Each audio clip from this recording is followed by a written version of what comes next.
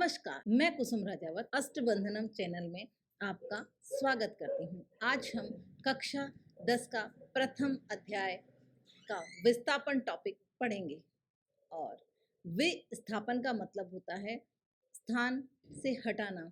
विस्थापन मतलब दूसरी जगह स्थापित करना। तो वह अभिक्रिया जहाँ रिएक्टेंट में से किसी एक पार्ट को एक स्थान से दूसरे स्थान पर स्थापित किया जाता है, विस्थापित किया जाता है, विस्थापन अभिक्रिया कहलाती है।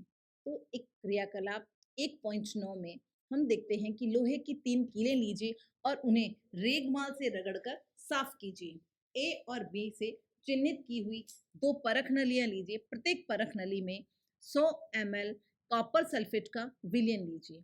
2 कीलों को धागे से बांधकर सावधानी पूर्वक परख नली बी के कॉपर सल्फेट के विलयन में लगभग 20 मिनट तक डुबोकर रखिए। तो हम समझ रहे हैं कि 2 कीलों को हमने धागे से बांधा और उनको कॉपर सल्फेट के विलयन में लगभग 20 मिनट तक डुबोकर रखेंगे। तो ये आप चित्र में देख रहे हैं। एक तुलना करने के लिए एक कील को अलग रखिए क्योंकि हमने 3 कीलें लिए, उसमें से 2 को हमने कॉपर सल्फेट के विलयन में डुबो करके धागे से बांध करके लटका दिया। 20 मिनट पश्चात दोनों कीलों को कॉपर सल्फेट के विलयन से हम बाहर निकालेंगे। परख नली ए और बी में कॉपर सल्फेट के विलयन की नीले रंग की तीव्रता की तुलना कीजिए। कॉपर सल्फेट के विलयन में डूबी कीलों के रंग की तुलना बाहर रखी कील से कीजिए। आप देखेंगे कि कॉपर सल्फेट के विलयन में रखी हुई कील एवं बाहर रखी हुई कील दोनों में अंतर आता है।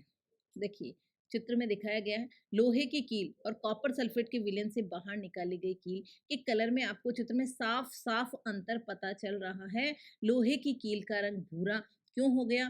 कॉपर सल्फेट के विलयन के विलयन का रंग मलिन क्यों पड़ गया, लाइट क्यों हो गया? क्यों? क्योंकि इनके अंदर रिएक्शन हुई। अब इस रिएक्शन पर हम चर्चा करते हैं। तो कॉपर सल्फेट का विलयन परख नली ए और परख नली बी जिसमें हमने कीलें डाली थी, उन दोनों के कलर में इस चित्र के द्वारा आपको पता चल रहा है। ये देखिए इसका कलर ब्लू आ रहा है और इसका कलर ब्लू से थोड़ा सा लाइट हो गया है। तो इसके लिए हम इस अभिक्रिया को समझते हैं। तो इसके लिए FeS, एस का मतलब होता है सॉलिड और Fe का मतलब होता है फेरस अर्थात लोहा। कॉपर सल्फेट का विलयन था परख नली बी में, एक्वस कंडीशन में था। कॉपर सल्फेट में हमने लोहे की कील मतलब Fe डाली और जब Fe ने SO4 के साथ में क्रिया की और कॉपर सॉलिड स्टेट में अलग हो गया था। अब आप इस अभिक्रिया में देखते हैं कि पहले Fe फ्री था और उसके बाद में उसने Fe ने SO4 से रिएक्शन की, FeSO4 बना और फ्री हो गया कॉपर। ठीक है, इस अभिक्रिया में लोहे ने दूसरे तत्व कॉपर को कॉपर सल्फेट के विलयन से विस्थापित कर दिया या हटा दिया। इस अभिक्रिया को विस्थापन अभिक्रिया कहते हैं। विस्थापन मतलब विस्थापन अभिक्रिया। विस्थापन का मतलब होता है स्थान से हटा देना या परिवर्तित कर देना। इस अभिक्रिया में लोहे ने दूसरे तत्व कॉपर को, कॉपर सल्फेट का विलयन था उसमें से FeSO4 बन गया और कॉपर फ्री हो गया। तो देखिए SO4 ने Fe से रिएक्शन की, सॉलिड Fe जो हमारे किस रूप में थी, कील के रूप में थी, उससे रिएक्शन करके FeSO4 बना और कॉपर फ्री हो गया। विस्थापन अभिक्रिया के कुछ अन्य उदाहरण इस तरह से हैं। हमने देखा है Zn मतलब जिंक सॉलिड स्टेट में है, इसको कॉपर सल्फेट के विलयन में रिएक्शन करवाते हैं तो जिंक कॉपर को रिप्लेस कर देता है, हटा देता है, विस्थापित कर देता है, विस्थापित कर देता है और क्या बनता है ZnSO4 जिंक सल्फेट बन जाता है कॉपर सल्फेट की जगह और कॉपर सॉलिड स्टेट में फ्री हो जाता है। ऐसे ही हम करते हैं लेड के साथ में, तो PbS, S मतलब solid, copper chloride, copper chloride के साथ में लेड की अभिक्रिया कराई जाती है तो लेड क्लोराइड बनता है PbCl2 और कॉपर फ्री हो जाता है। जिंक, लेड कॉपर की अपेक्षा अधिक क्रियाशील तत्व हैं, वे कॉपर को उसके यौगिक से विस्थापित कर देते हैं। तो ये होता है क्रियाशीलता का क्रम। जितना अधिक क्रियाशील होगा अभिकारक उतना ही दूसरे को विस्थापित कर देगा। इसलिए विस्थापन अभिक्रिया में ये होता है कि अधिक क्रियाशील कम क्रियाशील को अपने स्थान से रिप्लेस कर देता है। ये होता है विस्थापन अभिक्रिया। तो आपको विस्थापन अभिक्रिया अच्छे से समझ में आ गई होगी। अब हम पढ़ते हैं द्विविस्थापन अभिक्रिया। तो सबसे पहले द्विविस्थापन अभिक्रिया में हम एक क्रियाकलाप देखते हैं। एक परख नली में 3 ml सोडियम सल्फेट का विलयन लीजिए।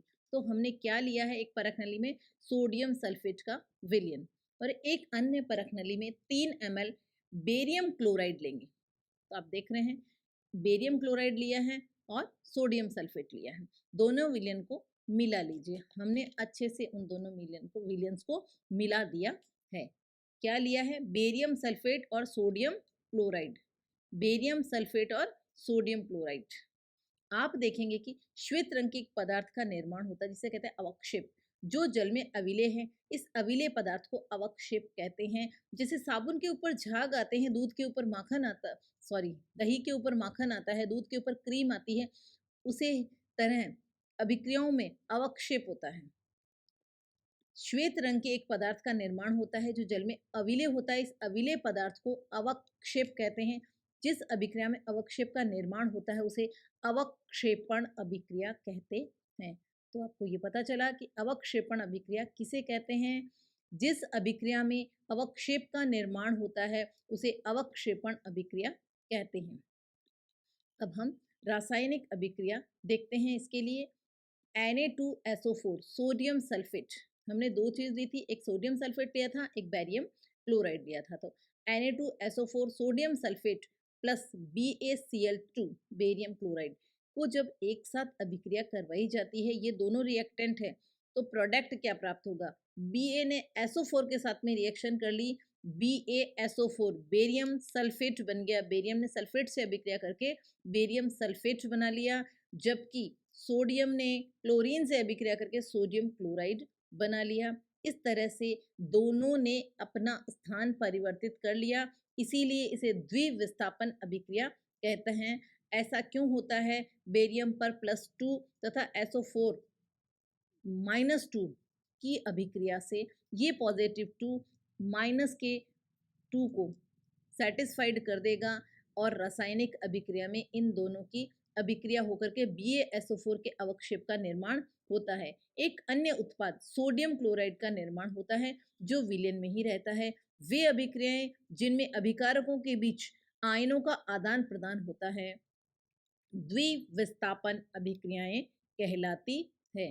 वे अभिक्रियाएं जिनमें अभिकारकों के बीच आयनों का आदान प्रदान होता है द्विविस्थापन अभिक्रियाएं कहलाती है। तो अवक्षेपण अभिक्रिया और द्विविस्थापन अभिक्रिया और विस्थापन अभिक्रिया के बारे में हम चर्चा कर चुके हैं। आगे बढ़ते हैं। क्रियाकलाप 1.2 जिसमें आपने लेड, नाइट्रेट, पोटेशियम आयोडाइड के विलयन को मिश्रित किया था।